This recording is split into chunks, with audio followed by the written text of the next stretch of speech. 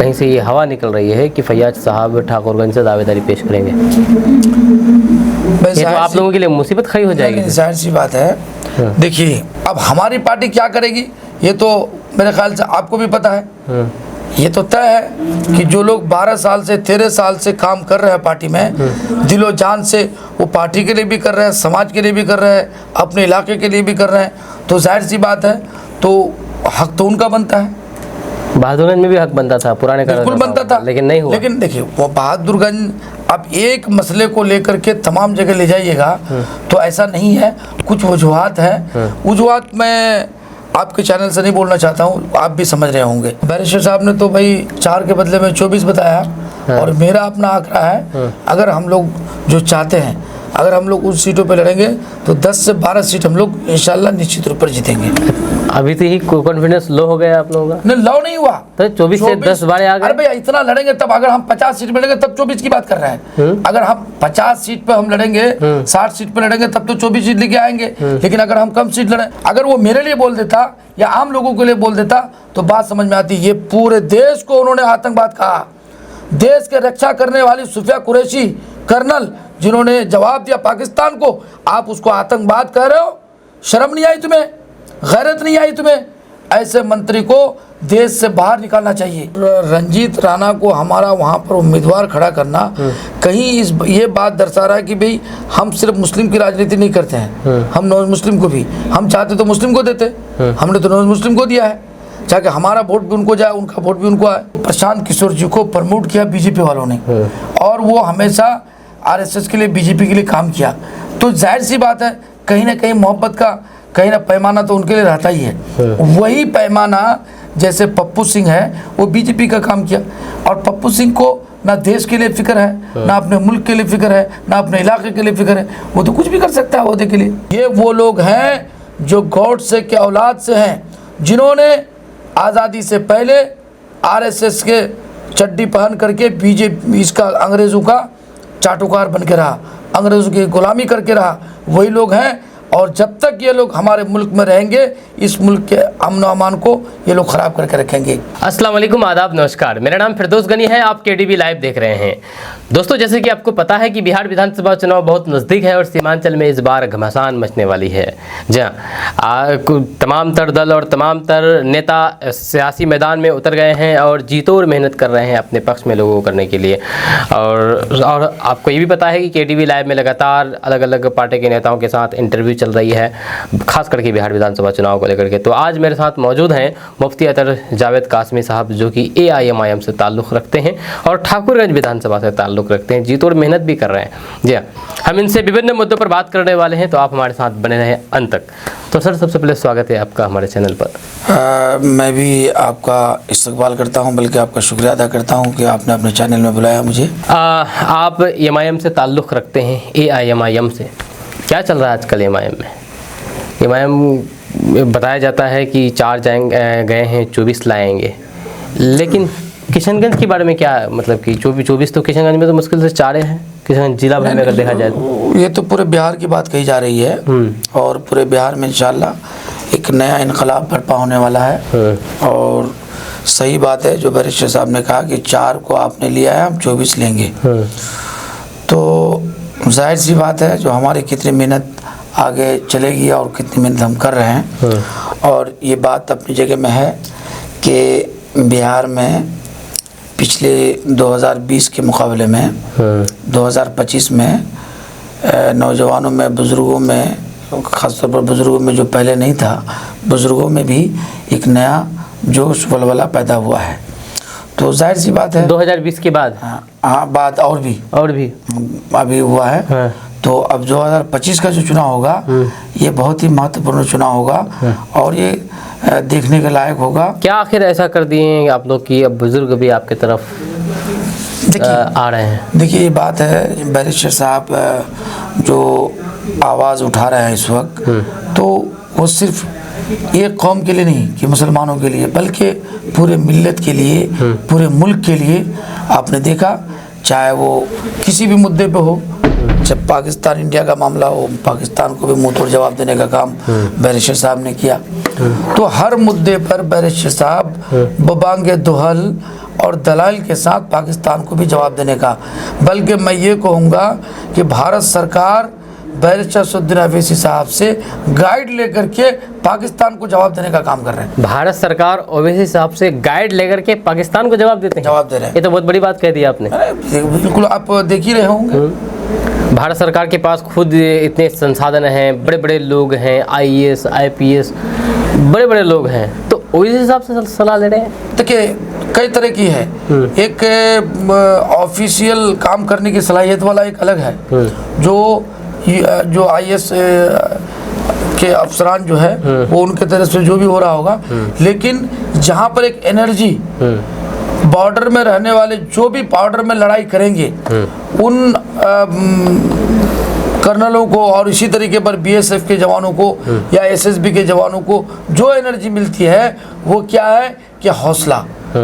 वो हौसला हमारे बैरिस्टर असदुद्दीन ओवैसी साहब ने जो हौसला दिया है कर्नल को, BSF को, SSB को, वो मैं समझता हूँ कि बीजेपी का भी बहुत सारे नेता वो दे नहीं पाया है।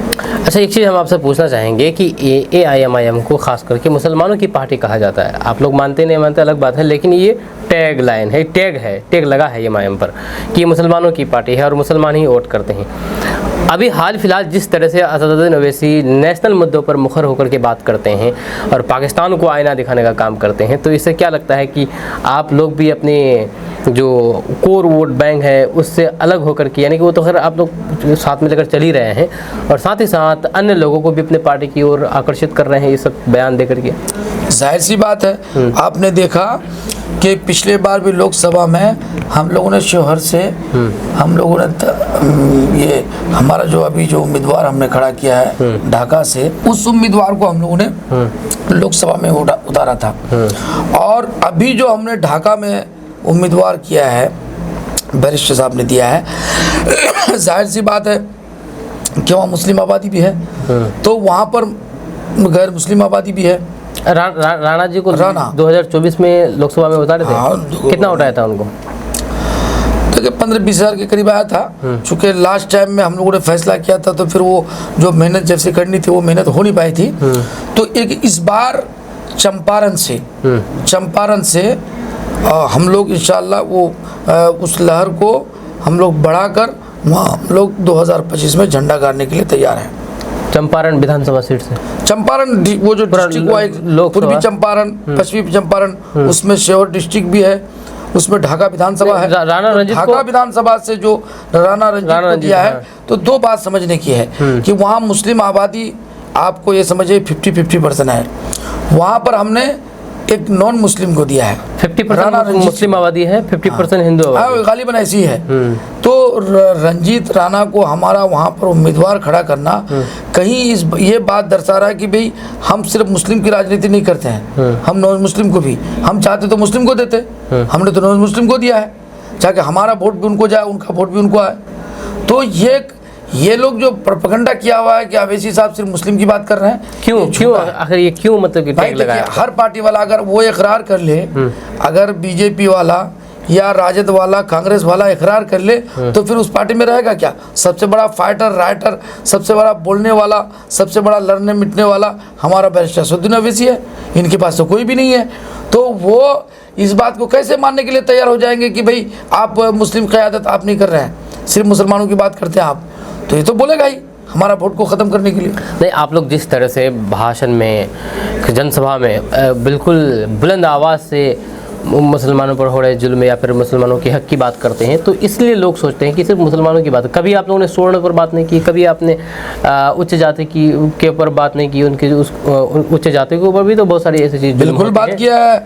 आप बैरिस्टर साहब का आपने देखा नहीं है, बैरिस्टर साहब ने हर ऊँची जात हो, चाहे नीची जात के हो, चाहे आदिवासी हो, दलित हो, ब्राह्मण हो, लेकिन उसका परसेंटेज बहुत कम रहता है। जिस देखिए दलित और मुसलमानों पर ज़्यादा फोकस करते हैं। आप तो 99% दलित और मुसलमान बोलते हैं, 1% कभी कभी बोल लेते हैं उच्च जाति के बारे में। सवाल इस बात का है कि जिस कम्युनिटी के लोग बोलने वाले नहीं होंगे तो उसके बारे में तो बोलना ही है। आप देखिए पूरे ब्राह्मण का कब्जा है भारतीय जनता पार्टी में, ब्राह्मण का कब्जा है कांग्रेस में, तो बड़े सारे लोग वही कब्जे किए हुए हैं, जालिम भी वही है। अगर उसमें दो मजलूम कौन बोलेगा? लेकिन सवाल है कि पूरा जनरल देखिए पूरे हिंदुस्तान में माइनॉरिटी के लोग मुसलमान और दलित सबसे ज़्यादा इस वक्त मजलूम है। तो उसकी आवाज़ बने हैं बैरिस्टर साहब हमेशा, सिर्फ एक ही मुद्दे पर नहीं, हर मुद्दे पर।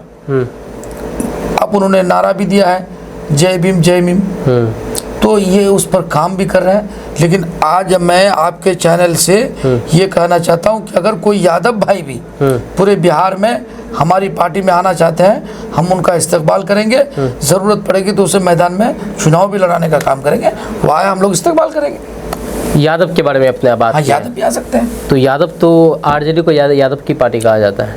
बिल्कुल नहीं, आपको कैसे पता? मैं बताना चाहता हूँ जैसे एमआईएम को मुसलमानों की पार्टी कहा जाता है, उसी तरह से यादव नहीं, गलत है। आपको पूरे बिहार में यादव 14% है और 14% में 70% यादव भारतीय जनता पार्टी में है। बीजेपी में काम कर रहे हैं। 70% अगर जनता, अगर वो यादव अगर बीजेपी के पक्ष में अगर वोट करते हैं तो फिर तेजस्वी यादव को 74 सीटें कैसे आ जाती है? 74 सीट विधानसभा में आया था ना। अब उसके बाद रिजल्ट देखिए, उसके बाद रिजल्ट क्या हुआ, लोकसभा में क्या रिजल्ट हुआ, कई सीट वो लेके आ पाए? आखिर लाए ना, पहले तो वो भी कोई सीट नहीं था। भाई क्यों लेके आए आप? उसको तो ज्यादातर सीट उन्हीं को लाना चाहिए। तो उसको वोट, आप जानिए सीमांचल को 1-2 सीट छोड़ करके, जैसे हम किशनगंज को छोड़ दीजिए, किशनगंज को छोड़ करके हर सीट पर हम तो और जगह नहीं लड़े, सिर्फ पाटलिपुत्रा में और एक जगह शोहर में। सवाल है कि उन सीटों पर जो उनकी जीत हुई किसी की, तो उस जीत में किसके सबब से वो जीते? दूसरी बात, आप अपने यहाँ पर काम नहीं कर पा रहे हो, क्यों आपसे यादव वोट बिछड़ गए हैं, आप उनको संवार नहीं पा रहे हो? क्या मुसलमान ठिका ले रखा है?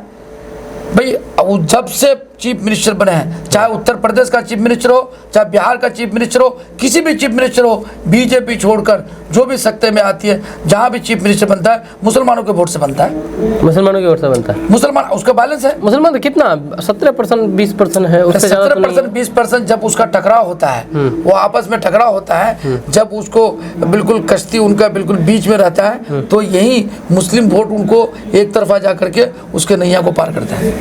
अच्छा, चलिए, आपने ये बड़ी बात कह दी है। अब हम थोड़ा क्षेत्रीय मुद्दे पर बात करना चाहेंगे। आपके ठाकुरगंज या फिर बहादुरगंज जो भी हो, वहाँ पर बहादुरगंज से तौसीफ साहब एमआईएम ज्वाइन किए हैं, उनको अनाउंस भी कर दिया गया उनके प्रति कि विधानसभा चुनाव लड़ेंगे, लेकिन अब बाकी विधानसभा सीटों पर अब तक अनाउंस नहीं हुए, क्या बात है? देखिए, वो एक बैरिस्टर साहब का चूँकि वो सुपर पावर है, उन्होंने एक ऐलान कर दिया है और ढाका में भी मुनासिब समझ हम लोग देना ही था, तो वहाँ भी कोई कंटेस्ट था नहीं, तो उसको वहाँ भी ऐलान कर दिया है। रही बात और सीटों पर नहीं किया है, और इंशाल्लाह वो बकरीद के बाद यानी जून जुलाई तक ये सब का भी ऐलान हो जाएगा। और अभी चूँकि पार्टी को हम लोग को विस्तार भी करना है, इसकी वजह से भी, और इंशाल्लाह इसका भी ऐलान हो जाएगा। तौसीफ साहब के बाद उसका भाई फैयाज साहब भी शामिल हुए एमआईएम में, और कुछ दावे किए जा रहे, कुछ कहीं से ये हवा निकल रही है कि फैयाज साहब ठाकुरगंज से दावेदारी पेश करेंगे। ये तो आप लोगों के लिए मुसीबत खड़ी हो जाएगी। जाहिर सी बात है। देखिए, कोई भी जो आदमी पार्टी में नहीं है वो भी चाह रहा है कि मैं उस पार्टी में जाऊं, टिकट मिल जाए।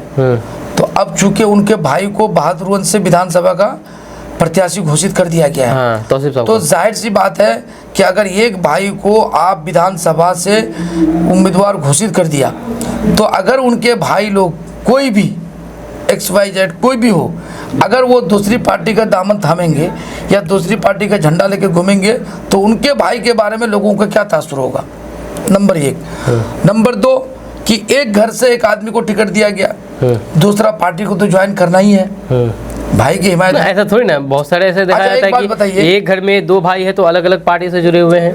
अलग अलग आप यहाँ पर बंगाल में देख लीजिए, ठीक है, जुड़े हुए हैं, तो दूसरी पार्टी से अगर कुछ को लड़ना होगा तो लड़े। अब हमारी पार्टी क्या करेगी ये तो मेरे ख्याल से आपको भी पता है। ये तो तय है कि जो लोग 12 साल से 13 साल से काम कर रहे हैं पार्टी में, दिलो जान से वो पार्टी के लिए भी कर रहे हैं, समाज के लिए भी कर रहे हैं, अपने इलाके के लिए भी कर रहे हैं, तो जाहिर सी बात है, तो हक तो उनका बनता है। बहादुरगंज में भी हक बनता था, पुराने बिल्कुल बनता था, लेकिन नहीं हुआ। लेकिन देखिए, वो बहादुरगंज अब एक मसले को लेकर के तमाम जगह ले जाइएगा तो ऐसा नहीं है, कुछ वजूहात है। वजूहात में आपके चैनल से नहीं बोलना चाहता हूँ, आप भी समझ रहे होंगे। तो मैदान में कभी कभी ऐसा हो जाता है, लेकिन इंशाल्लाह आगे नहीं होगा। और दूसरे में वहाँ पर कार्यकर्ता को इंशाल्लाह चाहे किसी भी विधानसभा, अगर आगे हो जाए तो क्या होगा? नहीं होगा, ये आप मानिए, मैं आपको बता रहा हूँ। शीर्ष नेतृत्व अगर तय कर लिए भाई देखिए, एक बात है, अगर कोई इस तरह का कोई घटना होगा तो भी पार्टी सोच समझ के फैसला करेगी ना। उसको तो 50 बार सोचना पड़ेगा। और मैं आपको ये चैलेंज के साथ कर रहा हूँ कि हमारे विधानसभा ठाकुरगंज से इंशाअल्लाह अज़ीज़ सुम्मा इंशाअल्लाह कोई भी बाहर का उम्मीदवार नहीं होगा। ठाकुरगंज का ही कोई मतवाला, बेवकूफ़, उल्लू का पट्टा, जो भी समझ ले, जो वहाँ से ज़मीन से जुड़ा हुआ है वही उम्मीदवार होगा इंशाअल्लाह। बाहर का मतलब कि ठाकुरगंज से बाहर का, ठाकुरगंज विधानसभा से बाहर का कोई उम्मीदवार नहीं होगा तो इंशाअल्लाह। इशारा किस तरफ है? अब कोई भी हो, कोई भी अगर आस लगाया हुआ है तो लगाने में क्या है। लेकिन बाहर से तो चुनाव लड़ सकते हैं, तो ये है कि हक है लड़ने का। भाई हम तो अभी पटना से जाकर चुनाव लड़े हैं, लेकिन हम क्या चुनाव जीत पाएंगे? हम जाकर के नालंदा से भी चुनाव लड़ सकते हैं, हम चुनाव क्या कर सकते हैं? सवाल उस बात का नहीं, चुनाव तो कहीं भी कोई लड़ सकता है। आप ये कहिएगा कि अख्तर साहब जाके अमूर में लड़े, तो अख्तर साहब बिहार प्रदेश अध्यक्ष हैं, अख्तर साहब में बहुत सारी क्वालिटी है। अब सब आदमी अख्तर ही अपने आप को शुमार कर ले। एक बात बता रहा हूँ मैं, तो वो ठीक है, आप इसको कहिएगा कि भाई यहाँ भी ऐसा होगा, कुछ नहीं। मैं आपको ये दावे के साथ कह रहा हूँ, इंशाअल्लाह आप बिल्कुल निश्चित रहिए, बेफिक्र रहिए, कोई बाहर का उम्मीदवार वहाँ नहीं होगा। अच्छा, आपके ठाकुरगंज में सहित पूरे बिहार में वो चुनाव की तैयारी कर रहे हैं और वो भी दावा कर रहे हैं कि नहीं, इस बार तो हमारी सरकार बनेगी। मैं जनसुराज की बात कर रहा हूँ। जनसुराज में हाल फिलहाल कई कद्दावर नेता उसमें शामिल हुए, जो कि जेडीयू के राष्ट्रीय अध्यक्ष रह चुके थे, आरसीपी सिंह, वो भी शामिल हुए जनसुराज में। कांग्रेस के और बीजेपी के एमपी रह चुके उदय सिंह और पप्पू, वह भी जनसुराज में शामिल हुए, उनको तो खैर राष्ट्रीय अध्यक्ष बना दिया गया। तो क्या लगता है कि जिस तरह से बड़े बड़े लोग जनसुराज में शामिल हो रहे हैं, एमआईएम में क्यों नहीं शामिल हो रहे इस तरह बड़े बड़े लोग? देखिए, ये बात मैंने पहले भी कही थी आपको, अभी भी मैं कह रहा हूँ आपके चैनल में कि जहाँ का खमीर वहीं पहुँचा। अब एक बात बताइए कि जनसुराज में जो जदयू का नेता आया है, जिसको आप राष्ट्रीय अध्यक्ष कह रहे हैं, राष्ट्रीय अध्यक्ष रहा है, वो बीजेपी माइंड पहले से था, पहले ही से वो लोग चाटुकार है बीजेपी का। तो सवाल है कि आज भी आपको जदयू में 70% नेता बीजेपी का है। जदयू में आज कांग्रेस में भी 25 से 30% नेता बीजेपी आरएसएस माइंड का है। कभी भी कुछ हो सकता है, मैं नाम लेके बता सकता हूँ आपको, मैं नहीं बता रहा हूँ, भी मैं जानता हूँ। और मैं इस मैदान में 35 साल से काम कर रहा हूँ, मुझे तजुर्बा है, दिल्ली राजधानी में रह करके मैं सबकी जानता हूँ। लेकिन आप जो कह रहे हैं वो पार्टी, इसमें कौन सी ताज्जुब की बात है? उदय सिंह, वो पप्पू सिंह, वो बीजेपी में था ही, तो ये पार्टी बीजेपी का उपज है, बीजेपी की ही पैदावार है, तो बीजेपी में जाए तो कौन सा ताज्जुब की बात है भाई? बीजेपी का पैदावार कैसे?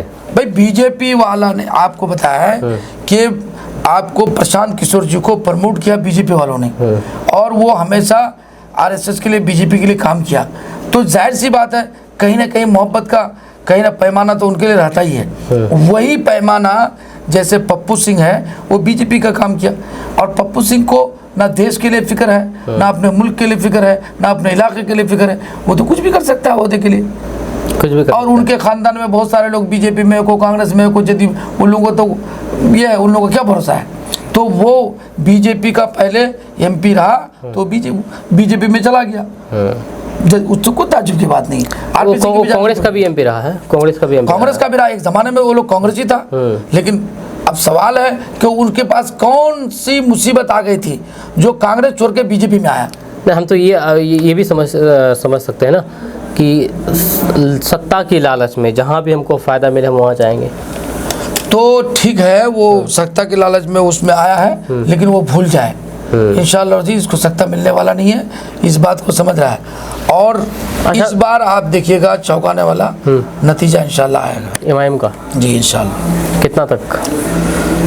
बैरिस्टर साहब ने तो भाई 4 के बदले में 24 बताया, और मेरा अपना आंकड़ा है, अगर हम लोग जो चाहते हैं अगर हम लोग उन सीटों पे लड़ेंगे तो 10 से 12 सीट हम लोग इंशाल्लाह निश्चित रूप पर जीतेंगे।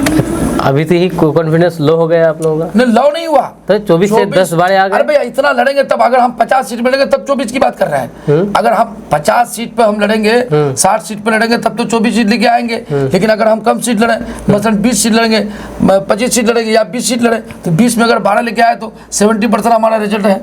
तो 24 के बारे में बात कही है आप लोगों ने। 24 तो हम अगर 60 या 50 उम्मीदवार देंगे तो हमारा इंशाल्लाह 24 तो 50 उम्मीदवार नहीं उतारेंगे? अभी देखिए, ये बात तो राष्ट्रीय अध्यक्ष, हमारा बिहार प्रदेश अध्यक्ष कहेंगे।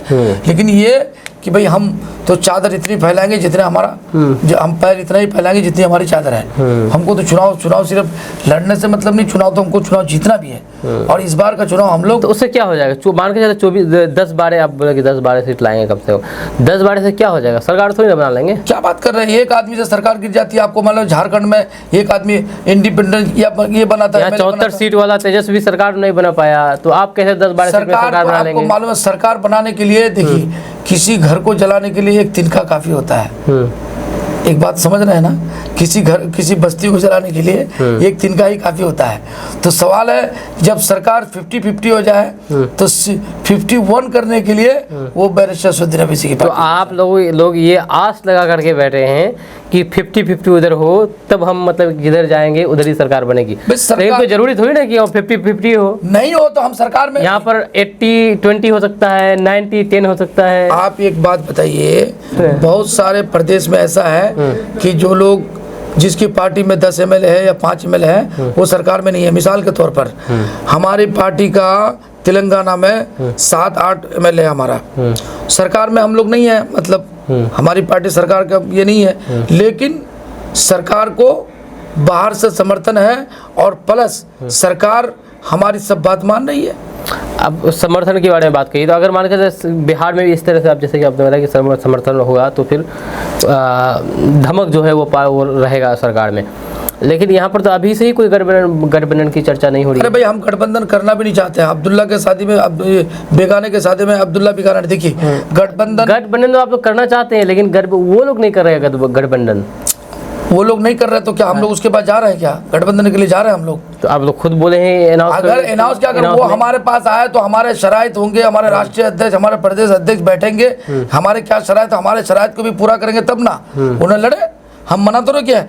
आप बताइए, माइनॉरिटी को कहाँ इज्जत दिया? कांग्रेस में क्या इज्जत है, राजद में क्या इज्जत है, समाजवादी में क्या इज्जत है? आप देखिए, जब ये महागठबंधन बना, इंडिया गठबंधन बना, मुंबई में, महाराष्ट्र में गठबंधन की मीटिंग हुई, एक भी मुस्लिम चेहरा को उस सब में खड़ा नहीं किया। आप पूरे देश में हैं, हम जहाँ भी चाहते हैं हम आपकी सरकार बनाते हैं, जहाँ चाहते हैं सरकार बिगाड़ते हैं। आप हमारी हैसियत नहीं दे रहे सियासत में। तो ये मिला जुला के आप समझिए, जब तक हमारी नुमाइंदगी असेंबली में, लोकसभा में, विधानसभा में और हमारी नुमाइंदगी पंचायतों में, जब तक हमारी नुमाइंदगी नहीं हुई, हम अपने हक के लिए लड़ाई नहीं सकते। और यही बात बैरिस्टर साहब कह रहे हैं कि हमारी नुमाइंदगी असेंबली में होना चाहिए। हम सिर्फ सरकार बने, हम सरकार का हिस्सा बनना चाहते हैं। लोग ये बोल रहे हैं कि आप जिस तरह से ये नुमाइंदगी की बातें कह रहे हैं, लेकिन आप तो बोल तो रहे हैं इधर, और उधर एकजुट होकर के उसके बीजेपी को अपना समर्थन देकर के बीजेपी सरकार बना रही है। सवाल नहीं है भाई बीजेपी क्या बना रही है, एक बात बताइए, हमको उससे क्या लेना देना है? बीजेपी तो बहुत सारे स्टेट में सरकार बनाई है, हम नहीं गए फिर भी सरकार बना ली। उसका वजह कौन बना? हम हरियाणा नहीं गए, हम पंजाब नहीं गए, या हम कहीं भी और स्टेट में नहीं गए, आसाम नहीं गए, गुवाहाटी नहीं गए, मिजोरम नहीं गए थे, और बहुत सारे स्टेटों में नहीं गए। लेकिन जहाँ तो सरकार बन गई उसकी, लेकिन जहाँ भी जाते हैं वहाँ पर भी आप लोगों को सफलता नहीं मिलती ना। भाई सफलता देखिए, हम महदूद सीट पर चुनाव लड़ते हैं और हमारा गिने चुने सीट पर, देखिए महदूद सीट पर चुनाव लड़ते हैं। हमारे पास अभी बहुत सारी चीज़ों की कमी है, जिसको जब हमारी वो कमियां दूर हो जाएगी तो हम पूरे देश में चुनाव लड़ेंगे इंशाल्लाह। अच्छा, सोफिया कुरैशी के बारे में बात करेंगे। जैसे कि आपको पता ही है, सोफिया कुरैशी पूरे देश में छाई हुई है, बहुत बड़ा नाम अब हो गया है। हालांकि तो कर्नल है, और इस कर्नल में जिस तरह से पाकिस्तान को उनके नेतृत्व में सबक सिखाया गया, लेकिन उन पर भी अनर्गल टिप्पणी की जा रही है कि ये आतंकवादी की बहन है बीजेपी के नेताओं। देखिए एक बात बताइए, वो भी मंत्री कि ये सबसे बड़ा चिंताजनक बात है कि बीजेपी का मध्य प्रदेश सरकार में कैबिनेट का मंत्री वो ऑन रिकॉर्ड बोलता है कि आतंकवाद की बहन सोफिया कुरैशी को हमने पाकिस्तान को जवाब देने के लिए भेजा है। तो ये डायरेक्ट नहीं, कहीं ना कहीं इनडायरेक्ट उनको सूफिया कुरैशी को इन्होंने आतंकवाद कहा। बिल्कुल। तो ये आप सोच सकते हैं कि बीजेपी में कैसे कैसे जहनीत के लोग हैं और उनकी क्या जहन काम कर रहा है कि पाकिस्तान के खिलाफ में सूफिया कुरैशी ने जो जवाब दिया पूरी दुनिया ने देखा और पूरी दुनिया से उनको मुबारकबाद मिल रहा है और हिंदुस्तान का तमाम हिंदुस्तानी का सीना जो चौड़ा हो गया कि हमारे सूफिया कुरैशी ने पाकिस्तान को क्या जवाब दिया। इनको शर्म नहीं आई कि इतना आप देशभक्त को, क्या इनसे देशभक्त की सर्टिफिकेट लेगा कोई? ये वो लोग हैं जो गॉडसे के औलाद से हैं, जिन्होंने आज़ादी से पहले आरएसएस के चड्डी पहन करके बीजेपी इसका अंग्रेज़ों का चाटुकार बन के रहा, अंग्रेज़ों की गुलामी करके रहा। वही लोग हैं और जब तक ये लोग हमारे मुल्क में रहेंगे इस मुल्क के अमन अमान को ये लोग ख़राब करके रखेंगे। मैं तो आपके चैनल के माध्यम से कहूँ, सबसे पहले उनको निलंबित किया जाए और उनको जेल के सलाखों में डाला जाए और ऐसे लोगों को कभी भी ये बिल्कुल लिख दिया जाए कोई भी चुनाव लड़ने का उसको अधिकार ना दिया जाए। लेकिन बीजेपी तो कोई कार्रवाई नहीं कर रही है। कार्रवाई नहीं करते, इसका मतलब बीजेपी यहाँ तक कि उसको कैबिनेट से भी नहीं हटाया जा रहा है। अब ये बात बताइए, इसका क्या जवाब है कि बीजेपी कोई जवाब नहीं दे रही है। बीजेपी क्या कर रही है भाई? पार्लियामेंट में उसका एक एमपी गाली दे रहा है, मुल्ला कह रहा है, कटवा कह रहा है, आतंकवाद कह रहा है, उस पर कोई कार्रवाई नहीं। एक मंत्री आपको बेलगाम होकर के जैसे बछड़ा घूमता है बाहर, जब जिसका ज़्यादा चाहे खा ले, जिसके जहाँ चाहे घूम ले, इसी तरह वहाँ का मंत्री घूम रहा है बीजेपी का। भाई आपको समझ नहीं है कि हम किसके लिए क्या बात कर रहे हैं? अगर वो मेरे लिए बोल देता या आम लोगों के लिए बोल देता तो बात समझ में आती। ये पूरे देश को उन्होंने आतंकवाद कहा। देश के रक्षा करने वाली सूफिया कुरैशी कर्नल जिन्होंने जवाब दिया पाकिस्तान को, आप उसको आतंकवाद कह रहे हो? शर्म नहीं आई तुम्हें? गैरत नहीं आई तुम्हें? ऐसे मंत्री को देश से बाहर निकालना चाहिए। ये हिंदुस्तान में रहने के काबिल नहीं है। बिल्कुल बिल्कुल बिल्कुल। ये थे मुफ्ती अतर जावेद कासमी साहब, इनसे हमने विभिन्न मुद्दों पर बात की है। आपका इसके बारे में क्या कहना है नीचे कमेंट बॉक्स में कमेंट करके ज़रूर बताइएगा। मेरा नाम फिरदौस गनी है, आप केडीवी लाइव देख रहे हैं। मिलते हैं नेक्स्ट वीडियो के साथ। जय हिंद, जय भारत।